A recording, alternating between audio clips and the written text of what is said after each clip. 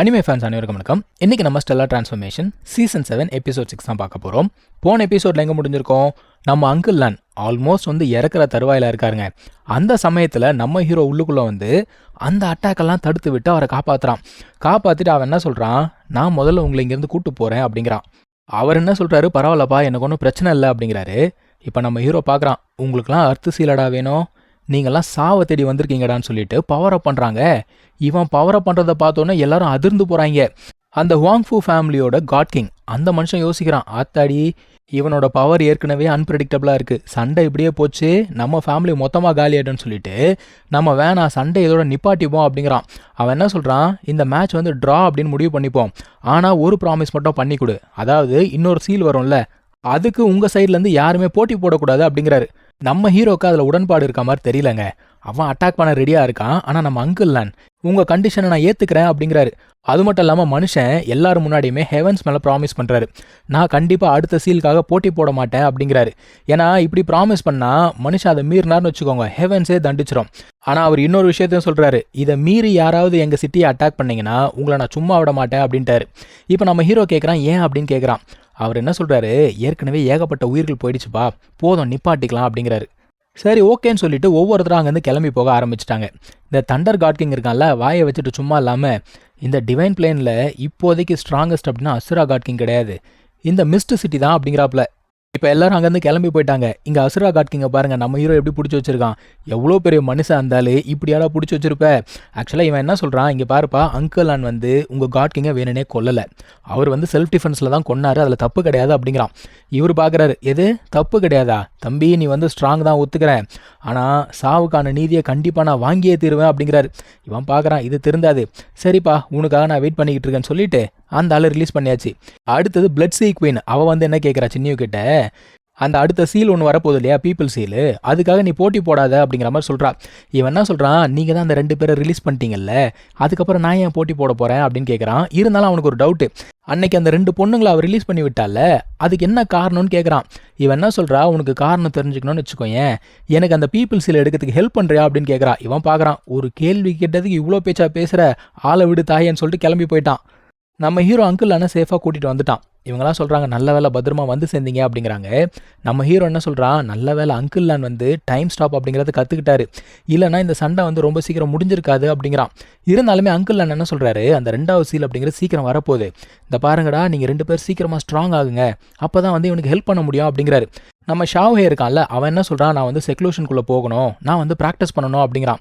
ஏன்டா அப்படின்னு கேட்டால், நம்ம அங்கிள் லானுமே டைம் அப்படிங்கிறத யூஸ் பண்ணுறாரு, இவனோட ஸ்பியர் டெக்னிக் அப்படிங்கிறதுமே டைமை பேஸ் பண்ணி தான் இருக்குது. ஸோ இவரதை பார்த்த உடனே அவனுக்கு ஏதோ ஒரு ஐடியா கிடைச்சிருக்கு போல், நான் போய் ப்ராக்டிஸ் பண்ணணும் அப்படிங்கிறான். சரின்னு சொல்லிட்டு அமுச்சு விட்டுறாங்க, எல்லாரும் போயாச்சு. இப்போது நம்ம ஹீரோவுமே என்ன சொல்கிறான், அவனோட யூனிவர்ஸ் ஒன்று கிரியேட் ஆகிட்டு இருக்குல்ல, அதில் 2வது லேயர் முடிய போதான், ஸோ நானுமே செக்லூஷனுக்குள்ளே போகணும் அப்படிங்கிறான். இந்த குட்டி பையனை யாருமே கண்டுக்கவே இல்லை, அவங்க அப்பாவை பிடிச்சிக்கிட்டு அழ ஆரம்பிக்கிறான். இவங்க என்ன நினச்சிக்கிறாங்க, இவங்க அப்பா இவ்வளோ நேரம் ஆபத்தில் இருந்தால அதனால தான் அழறான் அப்படின்னு நினச்சிக்கிட்டு இருக்காங்க. ஆனால் அவன் என்ன யோசிக்கிறான்னா, அப்பா ஆபத்தில் இருந்தார், அங்கிள் லான் ஆபத்தில் இருந்தார், என்னால் போய் உதவி செய்ய முடியலையே அப்படின்னு சொல்லிட்டு அவன் அழுதுகிட்டு இருந்தான். இருந்தாலும் மொத்தத்தில் அந்த பையனை யாருமே புரிஞ்சுக்கலங்க, அவன் பாவம் அங்கேருந்து அழுதுகிட்டே ஓடி போயிட்டான். நம்ம ஹீரோ என்ன பண்ணுறான், அந்த யூனிவர்ஸ் ஃபார்ம் ஆகிட்டு இருக்குல்ல அந்த ஒரு வேலையில் இறங்க ஆரம்பிக்கிறாங்க. இப்போ விஷயம் என்னென்னா, அந்த இடத்துல 3 லேயர் இருக்குது. இந்த 3 லேயரை எப்படி ஃபியூஸ் பண்ணுறது அப்படிங்கிறது தான் இவனுக்கு மிகப்பெரிய பிரச்சனையாக இருக்குது. ஏன்னா 3 லேயருமே 3 டிஃப்ரெண்ட் பீப்புள் மாதிரி, எப்படி அது ஒன்றாக்குறது அது தெரியாமல் யோசிச்சுக்கிட்டு இருக்கான். இவங்க 3 பேர் இருக்கானுங்கள்ல, 3 பேருமே டிஃப்ரெண்ட்டான பீப்புள், எப்படி ஒன்றாக்க முடியும், அதுதான் அவனை யோசிச்சுக்கிட்டு இருக்கான். இன்னொரு பக்கம் ஷாவ்ஹே, அவனுமே அந்த டைம் அப்படிங்கிறத ஸ்டடி பண்ணிகிட்டு இருக்காங்க. நம்ம ஹீரோக்கு அதை ஸ்டடி பண்ண ஒரு புது புரிதல் அப்படிங்கிறது வருது. என்னதான் 3 லேயருமே பார்க்கறதுக்கு வித்தியாசமாக இருந்தால் கூட ஒவ்வொரு லேயருமே அடுத்த லேயரை சப்போர்ட் பண்ணுற மாதிரி தான் இருக்குது. இவனோட அந்த புது யூனிவர்ஸில் கூட பார்த்தீங்கன்னா டைம் அப்படிங்கிறது பர்ஃபெக்ட் ஆகிடுச்சுங்க. இவனாலேயுமே இப்போ டைம் ஸ்டாப் அப்படிங்கிறத யூஸ் பண்ண முடியுது.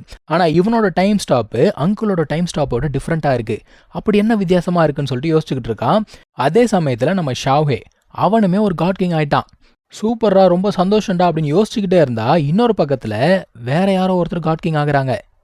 இந்த டிவைன் ரெல்மில் ஒரே நாளில் 2 காட் கிங் வந்ததே கிடையாது இது வரைக்கும். இவங்களுக்கே பயங்கர ஆச்சரியம். நம்ம ஹீரோ சென்ஸ் பண்ணி பார்க்குறான், யாரா அந்த 2வது காட் கிங்னு பார்த்தா தண்டர் சிட்டியில் ஒருத்தர் இருந்தான்ல ஜோஷியன், நம்ம தண்டர் எம்பரரோட பையன், அவன் தாங்க அங்கே இருக்கான். அவன் போன சீசன்லேயே சொல்லிட்டு போயிருப்பான் காட் கிங் ஆகாமல் நான் வெளியில் வரமாட்டேன்னு. ஸோ காட் கிங் ஆகிட்டான். அவங்க அப்பா வந்து கங்க்ராச்சுலேஷன் சொல்லும் போது அவன் கேட்குறான், எங்கே 2nd அங்கிள் எங்கே, 3rd அங்கிள் எங்கே, என்னுடைய கசின்ஸ் எங்கே, ஏன் யாருமே வரல அப்படின்னு கேட்குறான். அந்த மனுஷன், இப்போதைக்கு தண்டர் சிட்டியில் நானும் நீயும் மட்டும்தான் இருக்கோம், மற்றவங்களை எல்லாம் சின்னியும் கொண்டுட்டான் அப்படின்னோடனே அவனுக்கு பயங்கர அதிர்ச்சி. என்னப்பா சொல்கிறீங்க, எப்படி சாத்தியம் அப்படின்னு கேட்டால், நீ ஏன் பார்த்துக்கூடா அப்படிங்கிறாரு. அவன் பார்த்துட்டு அதிர்ந்து போகிறான்.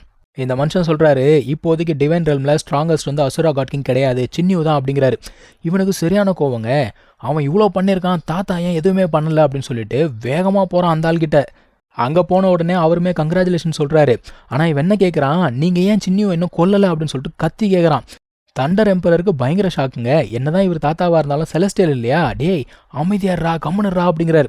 ஆனால் அந்த மனுஷன் என்ன சொல்கிறாரு, பரவாயில்லப்பா ஒன்றும் பிரச்சனை இல்லை, அவனுடைய கோவம் அப்படிங்கிறது அது அவனுடையது கிடையாது, தண்டர் சிட்டியோட கோவம் அப்படிங்கிறாரு. இந்த செலஸ்டியல் மவுண்டன் கீழே இறங்கி வந்துச்சுல்ல, அப்பத்துலேருந்தே இந்த ஆள் மேலே ஏகப்பட்ட ரெஸ்ட்ரிக்ஷன்ஸ். அதனால் இவர் போய் டைரெக்டாக அவனை எதுவுமே பண்ண முடியாது. ஆனால் அவர் என்ன சொல்கிறாரு, கண்டிப்பாக சின்னியும் வந்து 3வது சீலுக்காக வருவான். அப்படி வரும்போது அவனுடைய சோலை நான் மொத்தமாக அழிக்கிறேன் அப்படிங்கிறான் மனுஷன். இங்கே மவுண்டனுக்குள்ளே பார்த்தீங்கன்னா 3வது சீலுக்காக எல்லாருமே வெயிட் பண்ணிகிட்டு இருக்காங்க. இந்த முறை எத்தனை பேர் சாக போகிறானுங்கன்னு தெரியல. இப்போ அந்த தண்டர் எம்பரர் வராங்க. வந்த உடனே வாயை வச்சுட்டு சும்மா இல்லாமல் ஜியான்ஃபாங் கிட்ட, என்னப்பா மூஞ்செல்லாம் உருன்னு வச்சிருக்க, அது சரி என்னதான் இருந்தாலும் உன்னோடைய பொண்ணு உன்னோட பிரதர் 2 பேருமே சாக்ரிஃபைஸ் பண்ணிட்ட, உன்னோட மருமகன் பயங்கரமான திறமை இருந்துச்சு, அவனே நீ வந்து எனிமையாக மாற்றிக்கிட்ட, சோகம் இருக்க தானே செய்யும் அப்படிங்கிறான். அந்த ஆளுக்கு சரியான கோவங்க. ஆனாலும் அவன் என்ன சொல்கிறான், செலஸ்டியல் பதவி கிடைக்குதுன்னா சாக்ரிஃபைஸ் பண்ணி தான் ஆகணும் அப்படிங்கிறான். ஸோ எப்படி பார்த்தாலும் இந்த 3வது ட்ரெஷர் இவங்களுக்கு தான் வரப்போகுது அப்படிங்கிற ஒரு கான்ஃபிடன்ஸ். ஏன்னா இந்த தண்டர் ஃபேமிலியோட செலஸ்டியல் இருக்கான்ல, அவனே இப்போ டைரெக்டாக களத்துக்குள்ள குதிக்க போகிறான். அவன் வந்தானா மற்றவங்க கைக்கு போகுமா, அது கண்டிப்பாக அந்த ஆள் கைக்கு தான் வரும். எப்பவும் போல் இங்கே நடக்கிற எல்லாத்தையுமே நம்ம ஹீரோ பார்த்துட்டு தான் இருக்கான். இப்போ அவன் ஈஃபங்கிட்ட கேட்குறான், என்னங்க நீங்கள் போலையா, பார்ட்டிசிபேட் பண்ணலையா அப்படின்னு கேட்டால் அவர் என்ன சொல்கிறாரு, இல்லைப்பா இந்த ஜேங்லான் தான் வந்து போக மாட்டேன்னு சொல்லிட்டு ப்ராமிஸ் பண்ணிட்டான்ல, எனக்கு இன்ட்ரெஸ்ட் இல்லைப்பா அப்படின்ட்டாரு. அந்த டெத் கார்டு அவன் என்ன சொல்கிறா, போன முறை நடந்த சண்டையிலேயே நான் கலெக்ட் பண்ண சோல்ஸே போதும் அப்படிங்கிறா. என்னமோ போங்கடா அப்படின்னு சொல்லிட்டு ஹீரோ விட்டுட்டான். இப்போ ஷாவேக்கு என்ன கேள்வினா, இந்த 3 பேர் இருக்காங்களா இந்த ஜியான்ஃபாங்லாம் ரொம்ப கான்ஃபிடென்ட்டாக ரொம்ப ஜாலியாக நின்றுட்டுருக்கானுங்க, எனக்கு என்னமோ சந்தேகமாக இருக்குது அப்படிங்கிறான். இவர் அங்கிள் அனுமே அதான் சொல்கிறாரு, இல்லை எனக்கு சந்தேகமாக இருக்குது, ஆரம்பத்துலேருந்தே இந்த 3வது சீல் அப்படிங்கிறது இவங்களுக்கு தான் அப்படிங்கிற ஒரு கான்ஃபிடென்ஸில் இருக்கானுங்களேன்னு சொல்லிட்டு யோசிக்கிறாரு. இப்போது 3வது சீல் வெளியில் வருதுங்க. அது வெளியில் வந்த உடனே எல்லார் கண்ணையும் பார்க்கணுமே, அப்படியே பிரகாசமாக ஜொலிக்குது. இப்போ இந்த சீல் வெளியில் வந்துச்சோ இல்லையோங்க, எல்லாருமே உள்ளுக்குள்ளே பூந்து அடிச்சுக்க ஆரம்பிக்கிறாங்க. அதாவது நல்லவன் கெட்டவன் தெரிஞ்சவன் தெரியாதவன் எல்லாருமே ஒருத்தன் அடிச்சுக்கிறான். நல்லா பேசி பழக்கப்பட்டவனை கூட கொல்றதுக்கு ரெடி ஆகிட்டாங்க. எனக்கு சீல் வேணும் அவ்வளோதான். ஆனால் நல்லா நோட்டீஸ் பண்ணால் அந்த 3 பேர் இருக்காங்கல்ல, அவங்க உள்ளுக்குள்ளே வரவே இல்லை. மற்றவங்க மட்டும்தான் ஒருத்தனை அடிச்சுக்கிட்டு கொண்டுக்கிட்டு இருக்காங்க. ஒரு வழியாக சீல் என்ன பண்ணுது, மறுபடியும் போர்ட்டில் ஓப்பன் பண்ணிட்டு உள்ளுக்குள்ளே போயிடுச்சு. இவங்க பண்ணுறதெல்லாம் பார்த்துட்டு ஜோஷன் என்ன தெரியுமா சொல்கிறான், இவங்க அடிச்சுக்கிட்டோம், அவனுங்களுக்குள்ள அடிச்சுக்கிட்டே இருக்கட்டும், நம்ம கொஞ்ச நேரம் பார்த்து என்ஜாய் பண்ணிக்கிட்டே இருப்போம். கிராண்ட் ஃபாதர் வந்து ஆக்ஷன் எடுப்பார்ல, அப்போ இவனுங்களாம் சீல் எனக்கு தான் சுற்றிக்கிட்டு இருக்கானுங்க பாரு, அவனுங்க ரியாக்ஷன் எப்படி மாறுதுங்கிறத நம்ம பார்க்கணுன்றான். எவ்வளோ சேடிஸ்டாக இருக்காங்க.